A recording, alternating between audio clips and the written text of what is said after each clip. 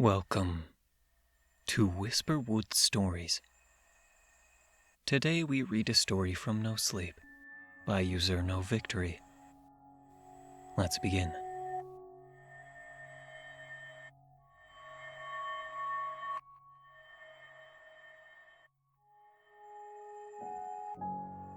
It came from the window. When I was younger, I always slept best when it rained. I would slide open my upstairs window just enough for the cool night breeze to creep into my room, wafting in the smell of the wet air and damp earth, as the cascade of raindrops lulled me to sleep. My mother used to warn me about sleeping with a cracked window. She would tell me that someone would climb in through the window while I slept, or worse yet, the rain could puddle up and ruin her hardwood floors. I never took these warnings very seriously, seeing as to how I always kept a towel under the window, and my room was on the second floor of our house, which happened to be about 2 miles away from even our closest neighbors. Our house was nestled neatly in the midst of a pine forest. The tall, lanky trees didn't hide much when there was just 1 or 2 of them, but our house was surrounded by hundreds. No one could see our house from the road, even if they did happen to drive past, and our driveway was easily mistaken for just a small clearing in the trees. That house felt like an impenetrable fortress, a secluded castle with a moat of trees. At the time, my father was still alive, and I knew there was nothing that could harm us as long as he was in the house. So I never felt the need to shut my window on those rainy nights, the nights I fell asleep the fastest, slept the heaviest, and dreamt the longest. But now, I wish I had. I remember the night it happened vividly. Some nights I wake up in a sweat, panicking as if it were happening right then, all over again. The entire thing burned into my memories, replaying itself over and over as if I hadn't yet had enough. I was 16 years old, and summer vacation had just begun, the last summer I would ever get to spend with my dad. We had just finished packing for our annual camping trip, and were looking at maps of trails, trying to pinpoint the perfect spot for us to set up camp this time around. My dad always liked to take the trails we were familiar with, while I always wanted to go on the ones that people tried to steer clear of. It just felt more adventurous that way. But he told me we should always rather be safe than sorry. My dad always made sure I knew my strengths. He taught me to do the normal country life things, keeping animals, shooting guns, planting food. But the most valuable thing he taught me was to trust my instincts and to be aware of my surroundings, even in a place I feel comfortable. When I was younger, I didn't really understand what he meant, so I never really practiced the last one. I was aware of my surroundings enough not to bump into a dresser or trip over dirty clothes on the floor, but I never wondered why my dad stayed up at night, watching the tree line with a shotgun in hand on the nights it rained. Or why did the ring of mushrooms outside the house always appear under my window only? Or why one corner in the room didn't seem to capture as much light as the others. So was I ever really aware of my surroundings? If I never wondered about these things? My dad would have told me no, most likely. He checked under my bed and searched through my closet for monsters long after I had stopped asking him to. That was just the kind of dad he was. After settling on a camping spot and marking our trails on our map, we ate dinner with my mom, who wouldn't be joining us on our trip. She made us meatloaf, mashed potatoes and gravy, and some Brussels sprouts. It was supposed to be our last home-cooked meal before we set off into the wilderness for a week, and it was delicious. My dad and I helped clean up the kitchen, joking with my mom about her unwillingness to go near bugs or dirt, even though she's constantly surrounded by both, since we basically lived in the middle of a forest.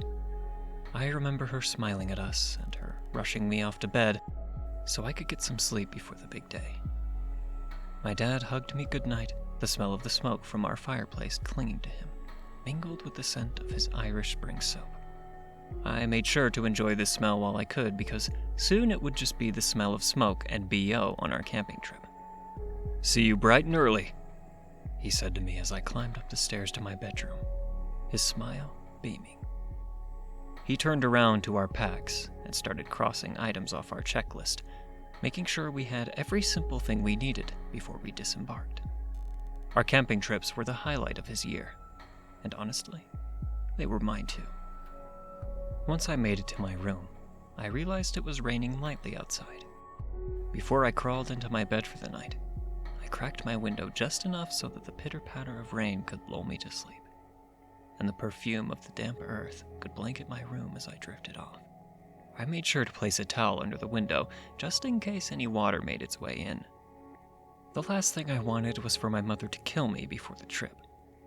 As I laid in bed, I realized that my dad had sent me off to sleep without checking my closet or bed, a nightly routine I don't think we'd ever skipped over before.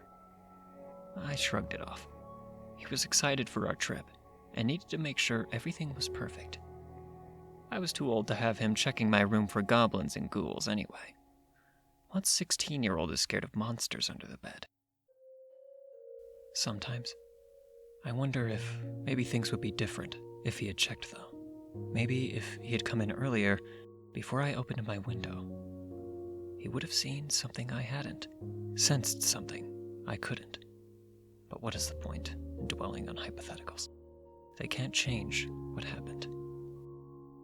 That night, after the gentle rain had sung me to sleep, my window slid open, ever so slightly.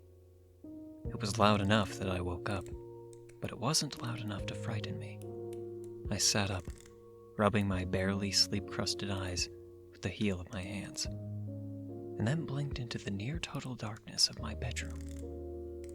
The room was only partially illuminated by a sliver of the cool blue moonlight, casting tall navy shadows of the pine trees outside, stretching them across my floor and up the walls of my room. I sat there, staring straight forward, waiting for my eyes to adjust. Everything seemed normal. Even when I glanced at the window, it seemed to be open the same amount I had opened it myself. I started to think that maybe I had imagined the sound. The rain had stopped, so I didn't feel like the window had to be open anymore. Plus, without the rain, there was no buffer preventing the mosquitoes or moths from getting inside. I swung my legs over the side of the bed and was about to get up to close the window when I hesitated. In the moonlight, I could see puddles had formed on my floor. One directly under my window, where the towel had inexplicably been bunched up along the baseboard. And another, slightly further away, towards the middle of my room. Shit, I thought. Mom would be so mad if she knew. My feet dangled over the side of the bed, and even though I knew I needed to clean the puddles up right away, and really didn't want to be an all-you-can-eat buffet for the bugs outside, I couldn't bring myself to get off the bed. My dad hadn't checked under my bed that night, and for whatever reason, even at 16 years old, that didn't sit right. I had never felt nervous leaving my bed before, but that night, it felt like there was a pit in my stomach just thinking about it. I shook it off after a few anxiety-fueled moments, and I hurriedly jumped off the bed, landing a few feet away to avoid being grabbed if there was something lurking under there. Once I was standing there, looking at my bed, I laughed at myself. How dumb can you be? I remember thinking to myself as I looked at the bed and the mountain of shit shoved underneath it. Nothing could be hiding under there. Mocking myself gave me the confidence I needed to walk over to the window and shut it. I grabbed the towel from the floor, unsure as to how it had moved, but more focused on getting this water cleaned up before it created water spots on the floor. As I bent forward to soak the furthest puddle, something caught my eye in its reflection. Pine tree shadows stretched tall against my bedroom wall, but there was something more there. Another shadow, I thought. I stared at the reflection in the puddle, focusing hard on the shadows. I thought I was seeing things, but the harder I stared, the clearer it became. There was something else in the shadow of the pine tree. Something darker. Black instead of navy. Dense instead of hazy. Something solid. As the realization dawned on me, I whirled around and screamed. I didn't see the shadow move, but I could see my closet door closing tightly behind it, the doorknob releasing a slight squeal as it turned and clicked into place. My dad was in the room by the time the door had shut, and he flipped the lights on, blinding me momentarily and releasing the nervous breakdown I was about to have. I was standing in the middle of my room, towel in hand and puddle still at my feet, whimpering, trying to utter a single syllable, but failing. I couldn't do anything but stand there, staring at my closet door, while my dad held onto my shoulders, trying to console me. "What's this puddle from? Why are you out of bed so late?" he asked me, taking the towel from my hand and leaning down to dry the puddle. I couldn't find my voice, and the moment I tried to speak, a loud choking sob erupted from my throat. I shook his shoulder vigorously with my trembling hands, trying to communicate with him to the best I could. He followed my gaze to the closet and took a step toward it. "Ah, sweetie, I forgot to check your closet tonight, didn't I? I'll get those boogers out of there for you," he said, and stepped toward the door, but I grabbed his arm, trying to keep him from going any further. He turned me and smiled, the kind of smile that says, "Trust me." It was a smile he'd given me 100 times, one that had never faltered. So I did. I trusted him. Terror rippled through my body, icy and prickling down my scalp and all the way down my spine. My dad gripped the doorknob and slowly turned the handle. I remember trying to move forward, to pull him back, to shout at him and stop him, but I was frozen in place. I winced as he slowly opened the door. He poked his head in and then turned back to me, stepping aside so I could see. Nothing was there. No demon, no man, no Mike or Sully. I felt the tension in my body release as my shoulders slumped. I thought maybe I had really been seeing things. I rationalized that after 16 years of my dad checking under my bed and in my closets, it made sense that the first night he didn't do it I would feel weird, or seeing something that wasn't there. I met my dad's gaze as he reached for my shoulder again. I shuddered at his touch, his hands cold and clammy, like he had just come out of the rain. "See, kiddo? Nothing to worry about. Not while Dad's here." He pulled me into a bear hug, my face pressed against his chest. The thick smell of damp, wet earth nearly suffocating me as he held me there. I wriggled my way out of his grip and stared at him. He looked normal, but there was something that just felt off. I stared at him for an uncomfortable amount of time, and he stared back, both of us, studying one another. "You need to get some sleep," he said to me, after what felt like 15 minutes, but was probably only a few seconds. His face showed no emotion. "We've got a big day tomorrow." He turned around and walked out of my room, flipping off the light before he left. Before he pulled his arm all the way out of my bedroom, I noticed something strange about the shadow that his arm cast along the wall. It was darker than all of the other shadows, and it looked solid. I ran to my closet and threw open the door to peer in the darkness and called out, "Dad?"